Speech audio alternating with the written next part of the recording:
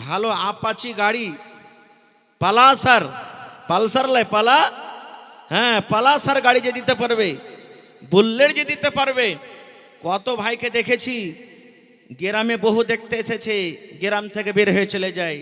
পাঞ্জর থেকে একটা লোক বলছে, তোমরা কোন দিকে ছেলে জি? বলছে আব্দুল্লার বাড়ি গেছো বেটি দেখতে, বহু দেখতে। কত টাকা দেবে? 2 লাখ টাকা তো বলেছি।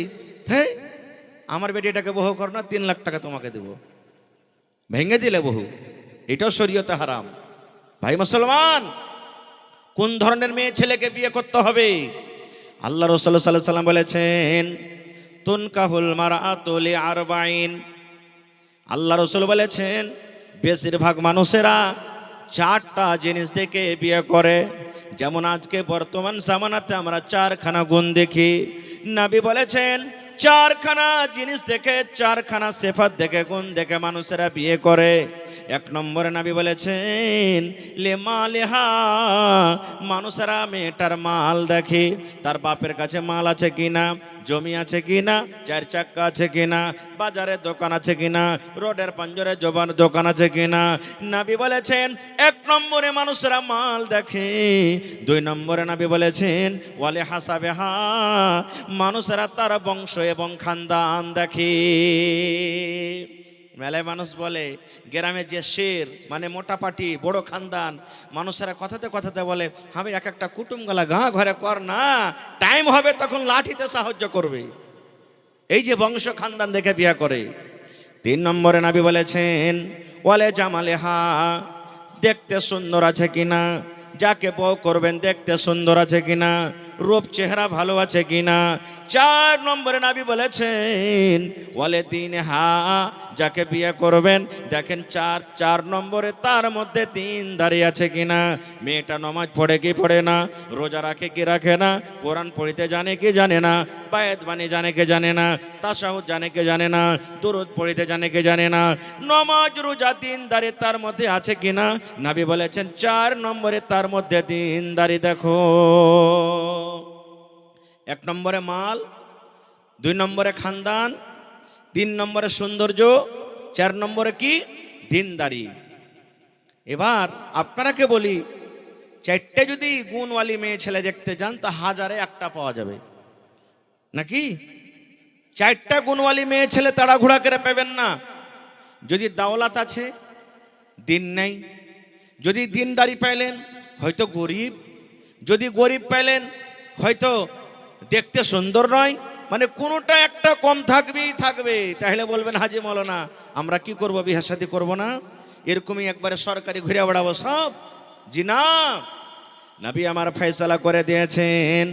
এই আমার উম্মত তোমরা শুনে নাও, 4খানার মধ্যে যদি আগেকার 3খানা না থাকে রে উম্মত, ফাজফার বেজাতিদ দ্বীন, দীনদারি তার মধ্যে আছে। মেয়েটার বাবার মাল নাই, মেয়েটার কাছে মাল নাই, ওর খানদানও বড় নয়, দেখতে যদি সুন্দর না হয়, লাখ মোটা থাকে তাও চলবে, ঠোঁট মোটা থাকে তাও চলবে, দেখতে কালো থাকে তাও চলবে, মোটা থাকে তাও চলবে, দাঁত বড় থাকে তাও চলবে। আল্লাহর নবী বলেছেন 4খানার মধ্যে 4 নম্বর যদি তার মধ্যে দীনদারি থাকে, আগেকার 3টা না থাকে, নবী বলেছেন ওই দীনদারি মেয়ে ছেলেকে তুমি বউ করে বাড়িতে নিয়ে এসো। নারে তাকবীর। এবার বলবেন মাওলানা দীনদারি স্ত্রীকে বাড়িতে নিয়ে এসে কি লাভ আছে?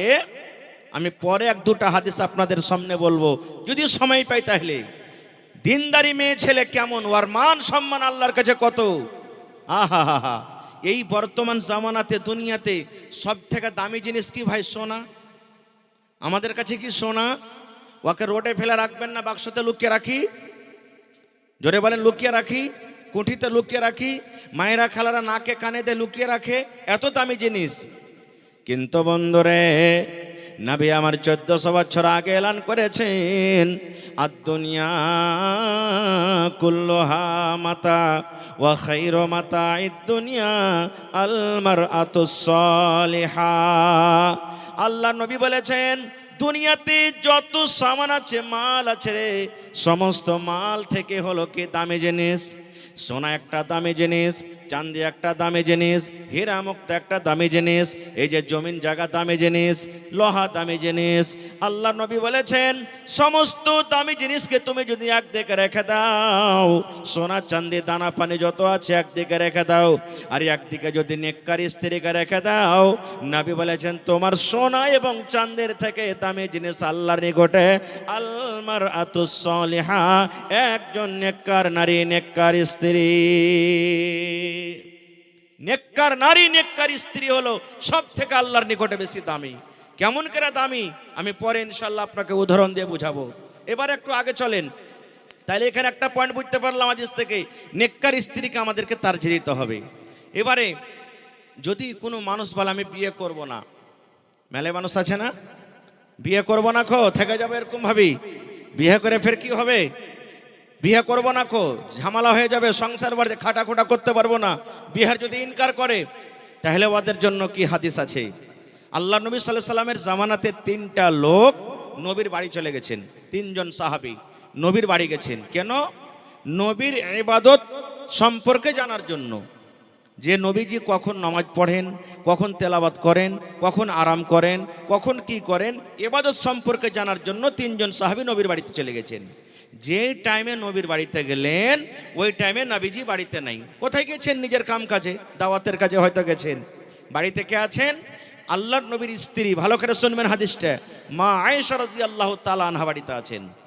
এরা 3জন গেলেন, সালাম দিলেন। সালাম দেওয়ার পর বলছেন আল্লাহ রাসূল বাড়িতে নেই। মা আয়েশা বলছেন না বাড়িতে নেই। কি কথা বলো? বলছে আমরা নবীর ইবাদত সম্পর্কে একটু জিজ্ঞাসা করতে এসেছিলাম। তো যদি বাড়িতে মানুষের নিজের স্বামী কি করবে, তো স্ত্রীকে খবর থাকবে না থাকবে না ভাই? জোরে বলেন, স্ত্রীকে খবর থাকে না থাকে না যে আমার স্বামী কখন কি করে থাকে? তো মা আয়েশা বলে দিলেন নবী এই টাইমে নামাজ পড়েন, নবী এই টাইমে রোজা করেন, নবীজি এই টাইমে আরাম করেন, যা যা করেন বলে দিলেন সব। ওরা 3জনকে শুনে কম মনে হলো। এরা 3জন কি বলছেন মা আয়েশার সামনে জানেন? হ্যাঁ, আল্লাহর নবী ওর তো গুনাহ খাতা কিছুই নাই, সবই আল্লাহ মাফ করে দিয়েছে, ওই একটু করে তাও চলবে, আমরা গুনাহগার পাপী মানুষ, আমাদেরকে বেশি বেশি করে করতে হবে, তাহলে হয়তো আল্লাহ নাজাত দিবে, না হলে পারবো না নাজাত পেতে। এবার 3জন এই কথাটা বলার পর মা আয়েশার সামনে এক অপরে বলছেন, কি বলছেন জানেন? একজনে বলছেন ভাইরে শুনে নাও, আমি আল্লাহর কসম করে বলি জীবনে কোনোদিন আমি রোজা ছাড়ব না।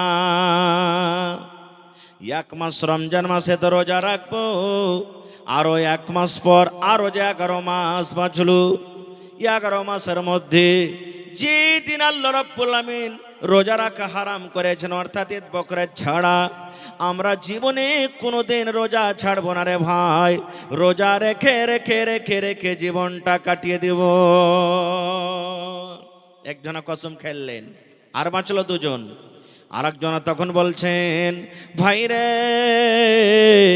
তুমি যখন রোজা রেখে রেখে জীবনটা কাটাবে রে ভাই, আমি 2 নম্বরে আমিও বলি জীবনে কোনোদিন রাতের বেলাতে ঘুমাবো না, এশারের নামাজ পড়বো, মসজিদে বসে বসে তাসবিহ তাহলিল করে, জিকির আজকার করে, কোরআন তেলাওয়াত করে, তাহাজ্জুদ পড়ে পড়ে গোটা গোটা রাত কাটিয়ে দিব, জীবনে কোনোদিন ঘুমাবো না। কয়টা হলো? কয়জন হলো ভাই? 2জন হয়ে গেল। এবার 3জন বলছেন ভাই রে, আমি জীবনে কোনোদিন বিয়ে করব না রে ভাই, জীবনে কোনোদিন স্ত্রীর মুখ দেখবো না, জীবনে কোনোদিন বেটি ছেলেকে বিয়ে করব না, বিয়ে যদি করে স্ত্রী বাড়িতে আসবে, ছেলে মেয়ে হবে, সংসার বাড়বে, খাটাখোটা করতে হবে, দুনিয়াদারিতে পড়তে হবে, এই জন্য ভাই রে আমি জীবনে কোনোদিন বিয়ে করব না রে ভাই, আমি একমাত্র আল্লাহর ইবাদত বান্দেগি করে করে জীবনটা কাটিয়ে দেব। 3জন 3 প্রকারের কসম। একজন কোনোদিন রোজা ছাড়বো না, একজন কোনোদিন রাতের বেলাতে শুধবো না, আর একজন কোনোদিন বিয়ে করব না। এবার দেখেন কত সুন্দর মজার হাদিস।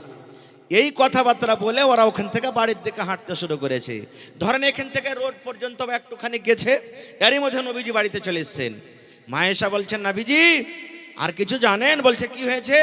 বলছে ওই যে তিনজন লোক চলে যায় আপনার কাছে এসেছিল ইবাদত সম্পর্কে জানার জন্য, আমি বলেছি তো ওরাকে কম মনে হয়েছে, তো ওরা এক অপরে তিনজন এরকম এরকম কথা বলে গেল।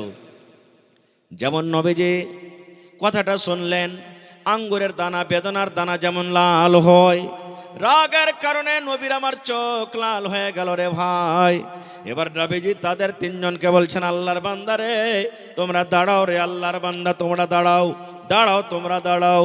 এবার নবীজি তাদের কাছে চলে গেলেন, যাওয়ার পর বলছেন, রে আল্লাহর বান্দারা তোমরা তিনজন এরকম এরকম কথা বলেছো, একজন জীবনে কোনোদিন রোজা ছাড়বো না, একজন জীবনে কোনোদিন রাতের বেলাতে ঘুমাবো না, আর একজন কোনোদিন বিয়ে করব না, এরকম কি তোমরা তিনজন কথা বলেছো? তারা তিনজন বলছেন নাম, জি নবীজি বলেছি। নবীজি আমার কে বলছেন দেখেন, আল্লাহর বান্দারে আমি নবী, আল্লাহ আমাকে নবী করে দুনিয়াতে পাঠালছেন, আমি নবী আল্লাহকে দেখে যতক্ষণই ভয় করি রে বাবা, আমার সমান তোমরা আল্লাহকে দেখে ভয় করো না। আমি নবী আল্লাহকে দেখে যতক্ষণই ডরাই, তোমরা অতক্ষণই ডরাইতে পারবে না, ডরাও না। হ্যাঁ আমার উম্মতেরা তোমরা শুনে নাও রে বাবা, আমি নবী রাতের বেলাতে আমি আরাম করি, আর রাতের বেলাতে আমি উঠে উঠে তাহাজ্জুদের নামাজ পড়ি, আমি গোটা গোটা রাত তাহাজ্জুদ পড়ে কাটিয়ে দিই না। এই আমার সাহাবী তুমি বলেছো জীবনে কোনোদিন রোজা ছাড়বো না, বাবারে শোনো আমি মাঝে মাঝে রোজা রাখি, মাঝে মাঝে আমি রোজা ছাড়াও দিই, মাঝে মাঝে আমি নফল রোজা রাখি, মাঝে মাঝে নফল রোজাও আমি ছেড়ে দিই। এই আমার সাহাবী তুমি শোনো, তুমি বলেছো আমি জীবনে কোনোদিন বিয়ে করব না। এ সাহাবী রে তুমি একটা বিয়ে করবে না, বিয়ে থেকে তুমি দূরে চলে যাও।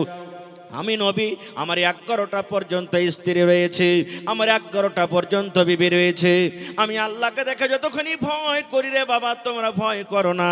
এবার নবী বলছেন, ফামান রাগিবা আন সুন্নতি ফালাইসা মিন্নি, আমি নবী আমার সুন্নাত থেকে যারা ইনকার করবে, আমার সুন্নাত থেকে যারা চলে যাবে, ওরা কখনো আমার উম্মত হতে পারে না। নারে তাকবীর, ওরা কখনো আমার উম্মত হইতে পারে না।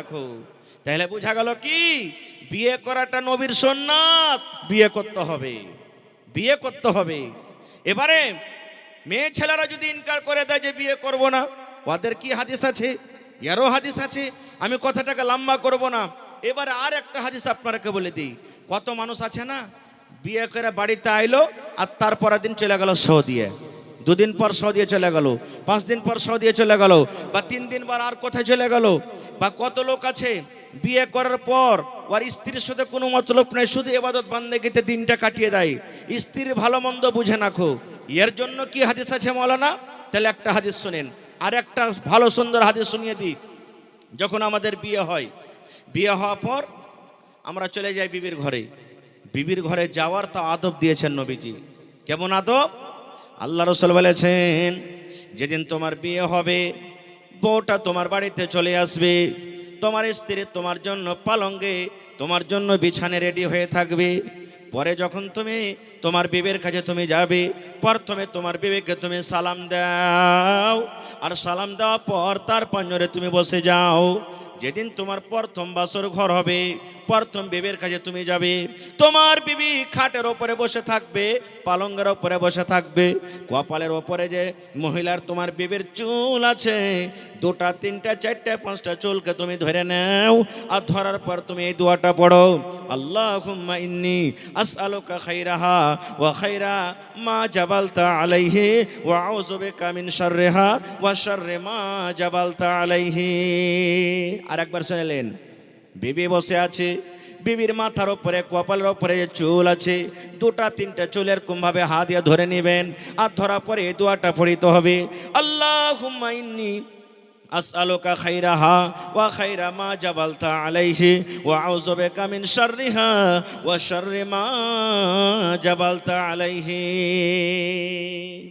কয়টা লোক পড়েছি জানি না, যেমন হিসাবটা পড়বো কেমন করে। তো মাকতাব মাদ্রাসার দরকার হলো না? মাদ্রাসাতে পড়াইতে হবে না? হবে না?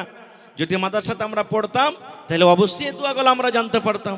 এবার আর একটু আগে চলেন, বলবেন হাজি মাওলানা এবারে এরপর আর কি দোয়া আছে? শরীয়তের কথা বলছি, আর শরীয়ত বলতে গেলে লজ্জা করে, কিন্তু শরীয়ত না বোঝা যাবে না শোনা যাবে। আল্লাহ রাসূল বলেছেন, যখন তোমার স্ত্রীর সাথে তুমি মিলামেশা করবে, যখন তোমার হালাল স্ত্রীর কাছে যাবে, তার সাথে যখন সহবাস করবে, নবী আমার বলেছেন, উম্মত রে, বিবির সাথে মিলন করার আগে তোমাকে একটা দোয়া পড়তে হবে রে উম্মত। কি দোয়াটা পড়তে হবে? বিসমিল্লাহি আল্লাহুম্মা জান্নিবিনা শাইতান ওয়া জান্নিবিশ শাইতানা মা রাযাকতানা।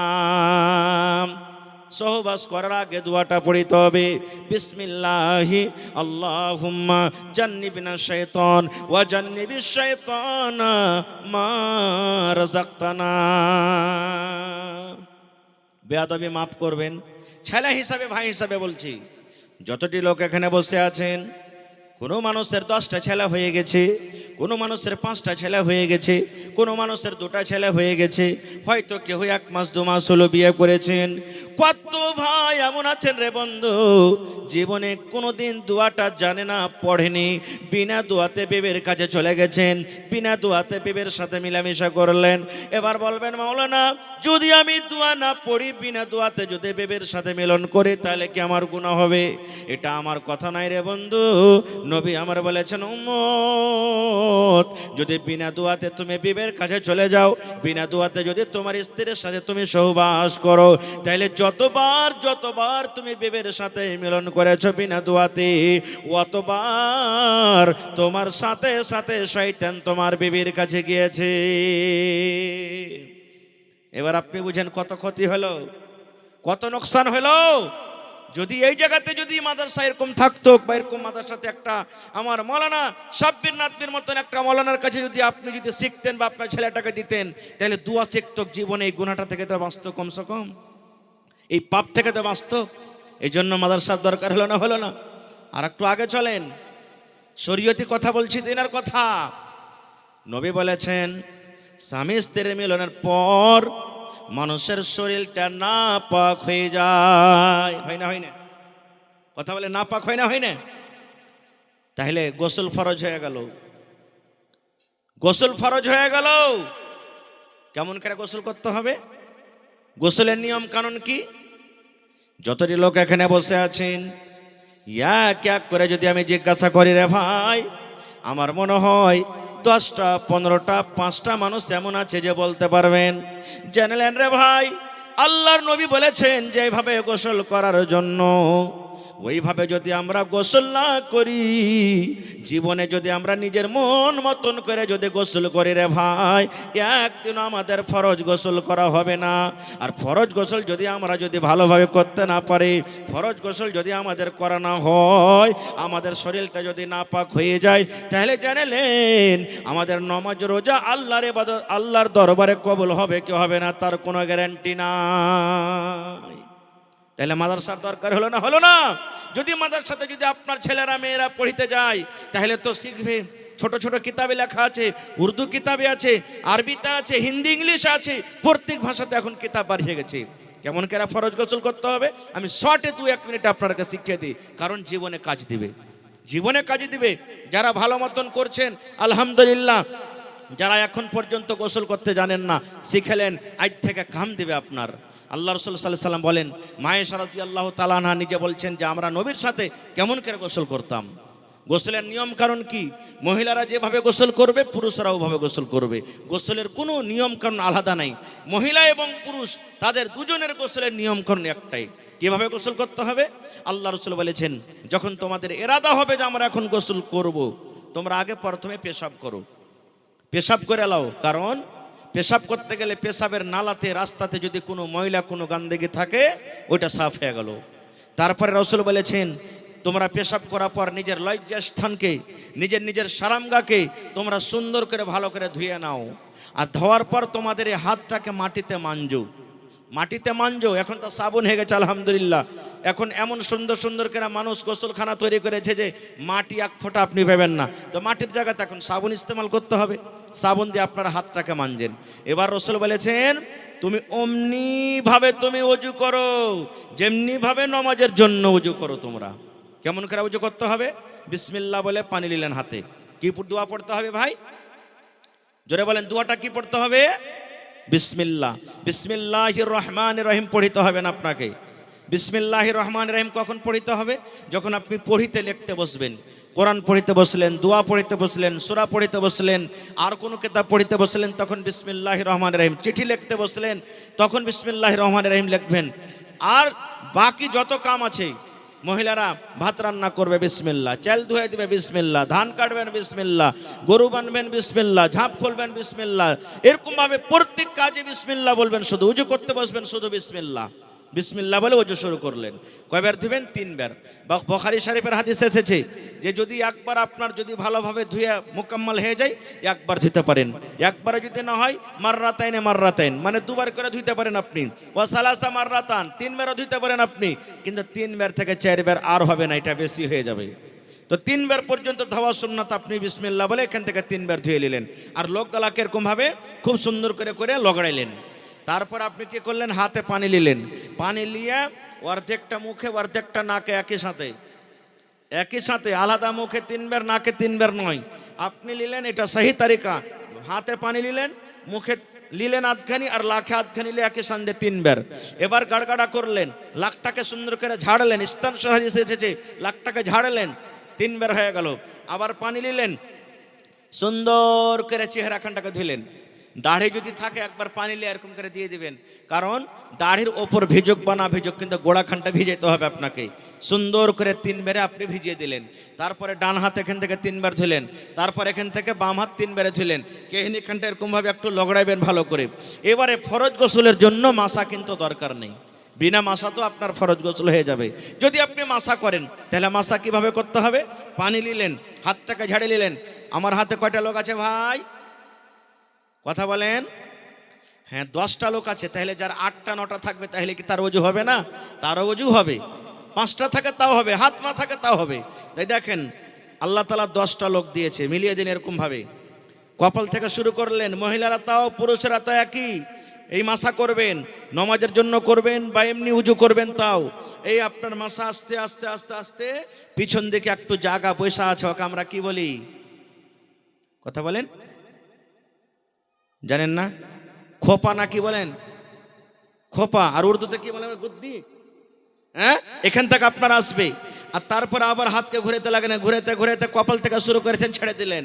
এই 2টা লোককে কানে দিয়ে দেন এরকম করে, ঘুরান কানে সুন্দর করে। আর বুড়া লোক 2টা ভাইয়ের থেকে এরকম ভাবে মুছে দেন, আপনার মাসা হয়ে গেল। এবারে আপনাকে পা কিন্তু ধুতে হবে না খুব। ফরজ গোসলের জন্য পা ধুতে হবে না খুব। এবার নবী বলেছেন 3 খাবল পানি লাও। এরকম ভাবে খাবলে পানি লিয়ার করে 3 বার মাথাতে দিতে হবে। আর চুলের ভিতর গেলে এরকম এরকম এরকম করে সুন্দর করে খুব লগড়াইতে হবে ভালো করে। ওপর ভিজুক বা না ভিজুক, গোড়া কিন্তু ভেজা চাই। 3 বার পানি নিলেন, পানি নিয়ে গোড়া গালাকে সুন্দর করে ভিজিয়ে দিলেন। তারপরে রাসূল বলেছেন, ডাহিন দিকে পানি বহাও, বাম দিকে পানি বহাও, গোটা শরীরে পানি বহাও। যখন গোটা শরীর যখন ধোয়া হয়ে গেল, রাসূল বলেছেন যে জায়গাতে তুমি গোসল করলে খাড়া হয়ে, ওখান থেকে আধ 1 ফিট আধ ফিট এদিক ওদিক তুমি হেঁটে যাও। হঠার পর ডাহিন পা ধাও, তারপরে বাঁ পা ধাও। এটা হলো কি? ফরজ গোসলের নিয়ম। এবার আপনি বলেন, যদি এই নিয়মে আপনি গোসল করে থাকেন, আপনার গোসল হয়েছে। আর নিজের জীবনের গোসলকে মিলান, যদি এইভাবে আপনার যদি গোসল না হয়েছে, তাহলে ভাই যতবার জীবনে গোসল করেছেন, একদিনও গোসল হয়নি। তাহলে মাদ্রাসার দরকার হলো না? হলো না? যদি মাদ্রাসাতে আপনি তালিম নিতাম, আপনার জীবন যা হলো হলো। ছেলে মেয়ে যদি আপনার এরকম ভাবে তালিম না লায়, তাহলে এরকম ভাবে শরীয়ত কি বলছে, আমি কি বলছি, শরীয়ত নবী কি বলেছেন, আর আমি কিভাবে আমল করছি, আমার আমলটা আল্লাহর কাছে কবুল হবে? জীবনে হবে না খুব। ভাই মুসলমান, আর একটু আগে চলেন। যদি কোনো মহিলা সুন্দর করে চুল গাঁথে রেখেছে, ভালো করে চুল গাঁথে রেখেছে, মা খালারা খুব সুন্দর করে চুল গাঁথে, যদি বলে হ্যাঁ যে মৌলানা গোসলের সময় থেকে চুল খুলতে হবে, তাও চুল খোলার দরকার নেই। যদি কোনো মা খালার সুন্দরভাবে চুল গাঁথা থাকে, চুল খোলার দরকার নাই, কিন্তু চুলের গোড়াতে পানি পৌঁছাতে হবে। একটাও চুলের গোড়া যেন ফাঁকা না থাকে। কিন্তু ওই মা খালা হাইজ মাসিক থেকে যখন পাক হবে, নেফাস বাচ্চা হওয়া থেকে যখন পাক হবে, আর তখন যেটা গোসল করবে, ওর মাথা যদি গাঁথা থাকে, তখন কিন্তু ওই চুলের ঝুঁটি তাকে খুলতে হবে। ওকে চুল ফুল বান্ধানি থাকে মাথাতে, ওই চুলটা কিন্তু তখন খুলতে হবে। বিনা খোলাতে তখন তার কিন্তু গোসল হবে না। এ ভাইয়েরা আমার, তাহলে ফরজ গোসল নিয়ম শুনে নিলেন। এবার আর একটা হাদিস আপনাকে শোনাই। যদি কোনো মানুষ বিয়ে শাদী করার পর শুধু ইবাদত বান্দেগি করে, বিবির কাছে যদি টাইম না দেয়, সময় না দেয়, তাহলে কি তার গুনাহ হবে? সহি হাদিস। আল্লাহ নবী সাল্লাল্লাহু আলাইহি সাল্লাম যখন মক্কা থেকে হিজরত করে মদিনে চলে গেলেন, নবীজি ভাই বানিয়ে দিলেন আনসার আর মুহাজিরকে, ভাই বানিয়ে দিলেন। এটা তোমার ভাই, এটা তোমার ভাই, এটা তোমার ভাই। মক্কা থেকে মুহাজিররা এসেছে, বাড়ি ঘর ছেলে মেয়ে সব ছেড়ে এসেছে। এই আনসার মদিনার লোকেরা, এটা তোমরা ভাই, নিজের ভাইয়ের মতন করে তারাকে থাকো। সব সাহাবীর কথা বলবো না, একটা সাহাবীর কথা বলবো। আবু দারদা রাদিয়াল্লাহু তাআলা আনহু আর সালমান রাদিয়াল্লাহু তাআলা আনহু, নবীজি এরাকে দুটো ভাই বানিয়ে দিলেন। সালমান রাদিয়াল্লাহু তাআলা আনহু একদিনকার ঘটনা, ভাইয়ের বাড়ি বেড়াইতে গেছেন। আমরা জানি যে ভাই ভাইয়ের বাড়ি বেড়াইতে যাই কি যাই না? তো সালমান বলছেন, আমার ভাই আবু দারদার বাড়ি মেলা দিন থেকে আমি বেড়াতে যাইনি, আজ যাই আমি ওর বাড়ি বেড়িয়ে আসি। ভালো করে শুনবেন, গৌর করে হাদিসটা। এবারে সালমান রাদিয়াল্লাহু তাআলা আনহু দিনের বেলাতে চলে গেলেন, মোটামুটি ধরেন 7টা 8টা 9টা 10টার সময় চলে গেলেন দিনের বেলাতে। বাড়িতে আওয়াজ দিলেন, আবু দারদা ভাই বাড়িতে আছেন? আসসালামু আলাইকুম ওয়া রাহমাতুল্লাহ। কারণ বাড়িতে ঢুকতে গেলে পারমিশন নিতে হবে, আমাদের মতন তো নয়। করে সুলেমান বাড়তেছে রে, এই করতে করতে করতে কোর্টে ঢুকে যাচ্ছি আমরা। সাহাবীরকে এটা আমল ছিল না, ওরা সালাম দিয়ে অনুমতি যদি পাইতেন তাহলে যেতেন। বাড়িতে গেলেন, বাড়িতে কে আছে? আবু দারদা নাই, ওর স্ত্রী উম্মে দারদা বাড়িতে আছে। মানে কে? সালমানের ভাবি হলো এটা, যাকে আমাদের ভাষাতে ভানি বলছি, বাড়িতে আছে। বাড়িতে বসা পর তখন বলছে যে, ভাবি ভাই কোনটা গেছে? বলছে তোমার ভাই কামে কাজে গেছে রে ভাই, বসে আশপাশ বসে আছে। তখন সালমান বলছেন ওর ভাবিকে, ভাবি একটা কথা জিজ্ঞাসা করব, সহি হাদিস। বলছে কি রে ভাই? বলছে ভাবি যান, তোমাকে আমি দেখছি, তোমার মাথার চুল গলা উস্কো খুস্কো হয়ে আছে। কি ব্যাপারটা? কতদিন থেকে তুমি মনে হয় সিথা করনি, কতদিন থেকে তুমি মাথাতে তেল দাওনি, কাপড় যে পিন্ধা আছো পুরাতন কাপড় পিন্ধা আছো, নতুন কাপড় তোমার পরনে দেখতে পাই না। কি ব্যাপার ভাবি? একটু কি তুমি আমাকে জানাবে না? যেমন একটা মহিলাকে সুন্দরভাবে তৈয়ার হয়ে থাকতে হয়, সুন্দরভাবে মেকআপ করে থাকতে হয়, তোমাকে আমি ওরকম দেখতে পাই না। কতদিন থেকে হয়তো তুমি সীতা করনি, তোমার চুলগুলো আলো ঝালো হয়ে আছে, তোমার মাথাতে চুল নাই, তুমি সুন্দর একটা কাপড় পিন্ধানো, পুরাতন কাপড় পিন্ধা আছো, কি ব্যাপার? কে বলছেন? সালমান বলছেন নিজের ভাবিকে। ভাবি তখন কি বলছেন, রে সালমান ভাই, কার জন্য সীতা করবো রে ভাই? কার জন্য আমি তেল মাখবো? কার জন্য আমি চুলে চিরুনি করব? কার জন্য আমি নতুন কাপড় পিনবো রে ভাই? আমার কাপড়টা কে দেখবে? আমার সীতা করা কে দেখবে? আমার চেহারাটা কে দেখবে? আমার নতুন কাপড় পিন্ধাটা কে দেখবে? কার জন্য আমি সুন্দরভাবে সাজা থাকবো? কথাটা শোনা পর তখন সালমান বলছেন রাদিয়াল্লাহু তাআলা আনহু, ভাবি তুমি কেমন কথা বলছো যে কার জন্য আমি সাজবো? আমার ভাই আবু দারদার জন্য তুমি সাজবে? বলছেন না রে ভাই না, তার কথা বলিস না। বলছে কেন ভাবে তার কথা বলবো না? বলছে ভাই রে, তোমার ভাইটা আমার পাঞ্জরে আসে না রে ভাই, আমার শুনে তার কোনো মতলব নাই, আমার শুনে তার কোনো দরকার নাই। এবার সালমান বলছেন, ভাবে তুমি কেমন কথা বলো? বলছে ভাই রে, তোমার ভাই এমন নেককার মানুষ, তোমার ভাই এমন পরেশগার মানুষ, কোনো দিন রোজা ছাড়ে না, রোজা দিনের বেলাতে রেখে যায়। আর তুমি তো জানো যারা রোজা রাখে, রোজার হালাতে বিবির কাছে যেতে পাবে না, না পাবে? বিবির কাছে যেতে পাবে না।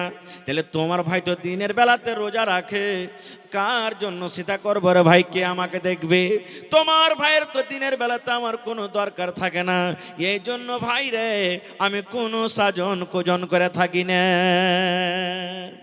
বলছে ভাবি দিনের বেলাতে নাই ভাই রোজা করে, তো রাতের বেলাতে? বলছে ভাই রে তুমি কেমন কথা বলছো? রাতের বেলাতে এশারের নামাজের পর আমি যখন বিছানে চলে যাই, তোমার ভাই আমার বিছানে না এসে তাহাজ্জুদ পড়ে নাফল পড়ে আল্লাহর জিকির করে নিজের রাতটাকে কাটিয়ে দেয়। তাহলে দিনের বেলাতে রোজা আর রাতের বেলাতে তাহাজ্জুদ পড়ে রাত কাটিয়ে দেয়, না দিনের বেলাতে আমার কাছে আসে, না রাতের বেলাতে আমার বিছানে আসে? তাইলে ভাই বলো তুমি কার জন্য আমি সাজবো? কে আমার সাজন দেখবে? সব কথা বলা হওয়ার পর তখন বলে আচ্ছা, সালমান রাদিয়াল্লাহু তাআলা বলছেন এইটাই ব্যাপার, না তো হ্যাঁ। এই কথা বলতে বলতে বাস আবু দারদা বাড়ি চলে এসছেন। কত খুশি, ভাই এসছে, ভাই এসছে, আরে খাজা দাও, ভাইকে খাজা দাও। বেবি বলছেন খাইতে দিয়েছো নো, আপনার ভাই বলছে যে ভাই আসবে তাহলে খাবো, নিয়ে তাড়াতাড়ি কেটে খাইতে দাও, ভাইকে খাইতে দাও। খাইতে দিয়েছি। খাইতে দেওয়ার পর এবারে সালমান বলছেন ভাই আবু দারদা তুমিও বসো খাইতে। আবু দারদা বলছেন আরে ভাই আমি খাবো না। কেন খাবে না?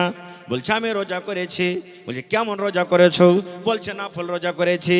এবার আবু দারদার কথা শুনে সালমান বলছেন ভাই রে, তোমার বাড়িতে আমি কুটুম এসেছি, মেহমান এসেছি রে ভাই, তুমি রোজা ভেঙে দাও, রোজা তুমি ছেড়ে দাও, কারণ নফল রোজা ছেড়েছ, ফরজ নয়। রোজা তুমি ভেঙে দাও, রোজা তুমি ছেড়ে দাও, রোজা ছেড়ে তুমি আমার সাথে খাও। তুমি যদি খানা না খাও, আমি সালমান আমিও খানা খাবো না। রোজা ভাঙ্গো, নাফল রোজা আছে ভেঙে দাও, আর দিয়ে আমার সাথে খানা খাও, তুমি না খেলে আমিও খাবো না। খো আবু দারদা মজবুর হয়ে গেল, কি করবে, রোজা ভেঙে দিলেন। দু ভাই মিলে খানা খেলেন। হাদিস আছে নফল রোজা আপনি ভাঙতে পারেন রোজা রাখা পর, 7টা 8টা 9টা 10টা এরকম ভাবে বেলাতে ভাঙতে পারেন, কিন্তু ফরজ রোজা আপনাকে ভাঙা চলবে না। খুব রোজা ভেঙে দিলেন, দু ভাই খানা খাইলেন।